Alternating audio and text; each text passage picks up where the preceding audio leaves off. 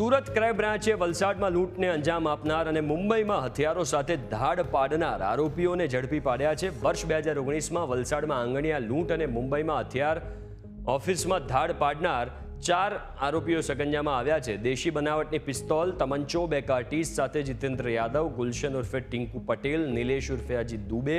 રત્નેશ ઉર્ફે ગગન સિંધની ધરપકડ કરવામાં આવી છે। થોડા સમય પહેલા જ આરોપી જેલમાંથી છૂટ્યા હતા અને ફરી લૂંટનો પ્લાન બનાવી રહ્યા હતા। જોકે હાલ તો પોલીસે તમામને ઝડપી હથિયારો ક્યાંથી લાવ્યા તે અંગે તપાસ હાથ ધરી છે। हथियार आ लोगों ने जो अभी इंट्रोगेशन में था कि एना एक जो चौथा आरोपी जो मैं बताया कि रत्नेश उर्फे गगन है आ जो वेपन सप्लायर है आ मेन जो जौनपुर उत्तर प्रदेश में है आ जो बीजा 3 लोगों ने लई आने वेपन आपेला है तो एना भी अमे लईए छे कि आ वेपन अत्यार सुधी बहार गुजरात बहार से लई आया है तो एना तरह अमे नाम नहीं डिस्क्लोज कर सकीए लेकिन टीमों काम करी रही है कि ज्यांथी एने अपने गुजरात बहार सप्लाई थई है जो रत्नेश लईने आया था तो एना और क्या क्या वेपन आपेला है बीजा कौन कौन है एना ऊपर हमारी टीमों भी काम करशे।